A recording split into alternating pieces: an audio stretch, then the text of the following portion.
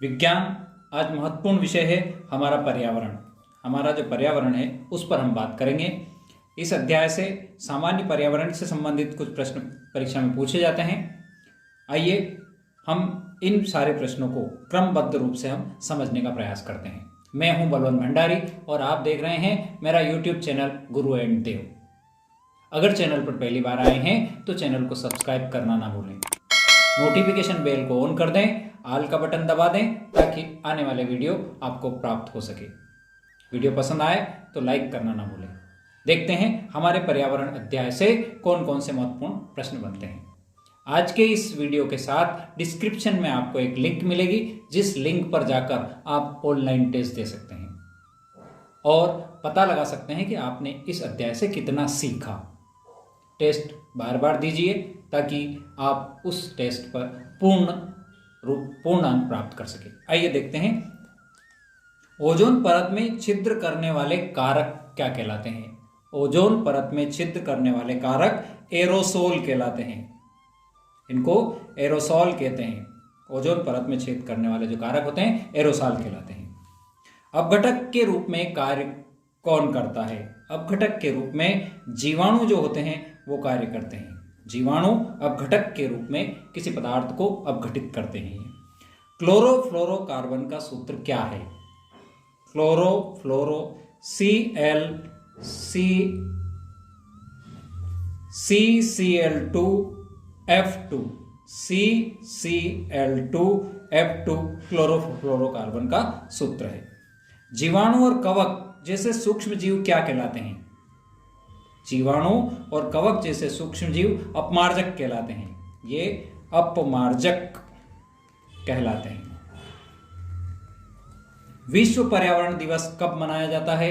तो विश्व पर्यावरण दिवस 5 जून को मनाया जाता है। विश्व पर्यावरण दिवस 5 जून को मनाया जाता है। अजैव निम्नीकरणीय पदार्थ सामान्यतः कैसे होते हैं? अजैव निम्नीकरणीय पदार्थ सामान्यतः अक्रिय होते हैं।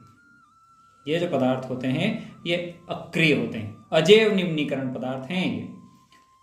7वां क्वेश्चन, विभिन्न जैविक स्तरों पर भाग लेने वाले जीवों की एक श्रृंखला जिसमें एक जीव दूसरे जीव को अपना आहार बनाते हैं। जैविक स्तरों पर भाग लेने वाले जीवों की एक श्रृंखला जिसमें एक जीव दूसरे जीव को आहार बनाता है, ये कहलाती है खाद्य श्रृंखला। खाद्य श्रृंखला या इसको आहार श्रृंखला भी कह सकते हैं। इसमें एक जीव दूसरे जीव के साथ चेन में यानी क्रमबद्ध रूप से जुड़ा रहता है।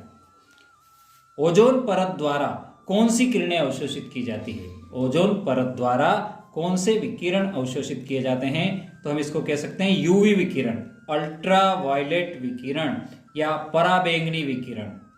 इनको हम पराबैंगनी विकिरण कहते हैं, जो हानिकारक होती है जीव जंतु पेड़ पौधों के लिए बहुत हानिकारक विकिरण होते हैं यूवी विकिरण या पराबैंगनी विकिरण, जिसको ओजोन परत अवशोषित कर लेती है। खनन के पश्चात खदान के आसपास पड़ा रहने वाला व्यर्थ सामान क्या कहलाता है? यानी किसी खदान में से कोई चीज निकाली वहां से, उसके बाद खदान के आसपास जो पड़ा रहने वाला जो व्यर्थ पदार्थ होता है वो क्या कहलाता है? तो इसे हम खनन अपशिष्ट कहते हैं। खनन अपशिष्ट कहलाता है। खनन अपशिष्ट कहलाता है। 10वें प्रश्न की ओर चलते हैं। सिर दर्द, चिड़चिड़ापन एवं श्रव्य क्षमता यानी सुनने की क्षमता कम होने का मुख्य कारण क्या हो सकता है? तो इसका मुख्य कारण है ध्वनि प्रदूषण। ध्वनि प्रदूषण की वजह से ये सिर दर्द, चिड़चिड़ापन या श्रव्य क्षमता कम हो जाती है। 11वें प्रश्न की ओर चलते हैं। वायु, जल, भूमि में अनावश्यक हानिकारक पदार्थों का मिलना क्या कहलाता है? वायु, जल और भूमि में हानिकारक पदार्थों का, अनावश्यक हानिकारक पदार्थों का मिलना प्रदूषण कहलाता है। ये प्रदूषण कहलाता है, जिसमें हम कह सकते हैं वायु प्रदूषण, जल प्रदूषण या भूमि प्रदूषण। इसके विभिन्न बिंदुओं पर हम वे प्रदूषक जो सूक्ष्म जीवों द्वारा अपघटित नहीं होते हैं, वे प्रदूषक जो सूक्ष्म जीवों द्वारा अपघटित, जिन्हें सूक्ष्म जीव भी उसको अपघटित नहीं कर सकते हैं, वे कहलाते हैं अजैव निम्नीकरण, अजैव निम्नकरणीय पदार्थ। ऐसे प्रदूषक अजैव निम्नकरणीय पदार्थ कहलाते हैं। आइए आगे बढ़ते हैं। जैव निम्नीकरणीय पदार्थ क्या होते हैं? जैव निम्नीकरणीय पदार्थ क्या होते हैं? तो वे पदार्थ जो सूक्ष्म जीव द्वारा अपघटित हो जाते हैं, जो सूक्ष्म जीवों द्वारा अपघटित हो जाते हैं,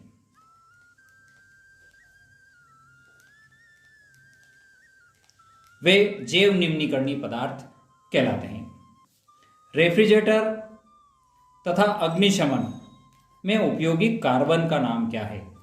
तो रेफ्रिजरेटर के अंदर तथा अग्निशमन के उपयोग के अंदर कार्बन जो होता है, कार्बन टेट्राक्लोराइड, यहां पर होता है कार्बन टेट्राक्लोराइड, जो रेफ्रिजरेटर तथा अग्निशमन में यूज किया जाता है। CCl4 जो होता है, इसे कार्बन टेट्राक्लोराइड कहते हैं। ग्रीन हाउस प्रभाव क्या है? वायुमंडल में कार्बन डाइऑक्साइड की मात्रा अत्यधिक बढ़ने से वातावरण तेजी से गर्म हो रहा है। एटमॉस्फेयर जो है वो बहुत तेजी से गर्म हो रहा है, इसे ग्रीन हाउस प्रभाव कहते हैं। ये ग्रीन हाउस इफेक्ट कहलाता है। इसके लिए CO2, CH4, CFC, N2O आदि गैसें इसके लिए उत्तरदायी है, यानी इनकी मात्रा बढ़ने से वायुमंडल में कार्बन डाइऑक्साइड की मात्रा भी बढ़ती है और टेम्परेचर भी बढ़ता है, जो कि क्या कहलाता है? ग्रीन हाउस प्रभाव कहलाता है। ग्लोबल वार्मिंग के दो कारण बताइए। ग्लोबल वार्मिंग के दो महत्वपूर्ण कारण। तो एक महत्वपूर्ण कारण है वृक्षों का लगातार कटना, यानी जंगलों का, वनों का लगातार कटना ग्लोबल वार्मिंग का एक प्रमुख कारण है। दूसरा कारण है जीवाश्म ईंधन जितने भी हैं उनके पूर्ण दहन न होना, यानी पूर्ण रूप से वो दहित नहीं होते हैं, जलते नहीं हैं, तो उसकी वजह से अपशिष्ट गैसों की मात्रा वातावरण में बढ़ जाती है, जिससे ग्लोबल वार्मिंग होती है। पर्यावरण क्या है? चारों ओर की उन बाहरी दशाओं का संपूर्ण योग। वातावरण के बारे में हम बात कर रहे हैं। चारों ओर की उन बाहरी दशाओं का संपूर्ण योग, जिसके अंदर एक जीव या पूरा समुदाय रहता है, उसे हम पर्यावरण कहते हैं। वो पर्यावरण कहलाता है। पारिस्थितिकी क्या है? विज्ञान की वह शाखा, विज्ञान की वह ब्रांच जिसमें पारिस्थितिक तंत्र का अध्ययन किया जाता है, पारिस्थितिक कहलाता है।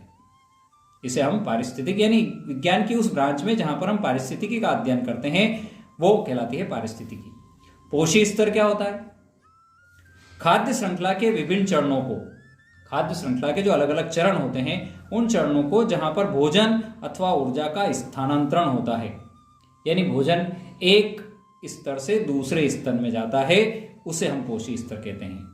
जैसे पेड़ पौधे हैं, पेड़ पौधे को शाकाहारी हैं, शाक भाजी हैं ये पर्यावरण की, और यहाँ पर इसको हिरण खाता है, तो ये ऊर्जा हरे पौधों से हिरण की बॉडी में चली गई, तो ये एक स्तर से दूसरे स्तर में जाना, ये कहलाता है पोषी स्तर। ओजोन परत क्या है? अगला प्रश्न है हमारा, ओजोन परत क्या है? हमारे वायुमंडल में लगभग 32 से 80 किलोमीटर या 30 से 80 किलोमीटर तक ऊपर एक ओजोन की मोटी परत पाई जाती है, या हम कह सकते हैं हम एक सुरक्षा कवच पाया जाता है, सुरक्षा कवच पाया जाता है। और यह सुरक्षा कवच, इसमें ओजोन गैस होती है, जो सूर्य से आने वाली हानिकारक विकिरण जो होते हैं, अल्ट्रावायलेट विकिरण जिसको हमने कहा, पराबैंगनी विकिरण को रोकती है। ये पराबैंगनी विकिरण को रोकती है। ये सुरक्षा कवच आवरण हमारे लिए अत्यावश्यक है, पेड़ पौधों और जीव जंतुओं के लिए। इसके क्षीण होने के कारण, तो इसके क्षीण होने के मुख्य कारण है यह परत एरोसोल यानी क्लोरोफ्लोरोकार्बन जैसे प्रदूषकों की उपस्थिति के कारण क्षीण हो रही है, यानी क्लोरोफ्लोरोकार्बन जिसको हम एरोसोल कह रहे हैं, उसकी उपस्थिति से ये धीरे धीरे क्या होती जा रही है? क्षीण होती जा रही है। अब हम बात करते हैं क्या होगा यदि किसी पोषी स्तर में किसी सदस्य को हटा दिया जाए, यानी पोषी स्तर जो है खाद्य जाल का या खाद्य श्रृंखला का, उसमें से किसी सदस्य को यदि हटा दें तो क्या होगा? नंबर 1, यदि उत्पादक को ही हटा दें, उत्पादक का हटाना मतलब यानी पेड़ पौधे ग्रीन को हटाना, तो क्या होगा? यदि परितंत्र से उत्पादक पोषी स्तर हटाने से परितंत्र ही नष्ट हो जाएगा और जीवन समाप्त हो जाएगा, क्योंकि जीवन की शुरुआत ही उत्पादक हरे पौधों से होती है। दूसरा, शाकाहारी को हटा दें, उस परितंत्र से शाकाहारी को हटा दें, खाद्य श्रृंखला से शाकाहारी को हम क्या कर दें? हटा दें। तो क्या होगा? शाकाहारी प्रथम उपभोक्ता है, पहला उपभोग जो होता है वो शाकाहारियों द्वारा होता है। यह पेड़ पौधों की वृद्धि को नियंत्रित करते हैं। शाकाहारी जो होते हैं पेड़ पौधों की वृद्धि को नियंत्रित करते हैं, यानी बहुत ज्यादा बढ़ने नहीं देते उनको। इन्हें हटा देने से, यानी शाकाहारी अगर वहां से हमने हटा दिए तो पेड़ पौधों की संख्या बहुत ज्यादा बढ़ जाएगी, पेड़ पौधों की संख्या बहुत ज्यादा बढ़ जाएगी। साथ ही चूंकि शाकाहारी वहां से हट जाएंगे तो जितने भी मांसाहारी प्राणी हैं वो भूख से मर जाएंगे, क्योंकि वहां शाकाहारी है ही नहीं। तीसरा, यदि मांसाहारी हटा दिया तो क्या होगा? यदि हमने उस श्रृंखला से मांसाहारी को हटा दिया, शाकाहारियों की संख्या बहुत बढ़ जाएगी, शाकाहारी जितने भी प्राणी हैं उनकी संख्या बहुत बढ़ जाएगी।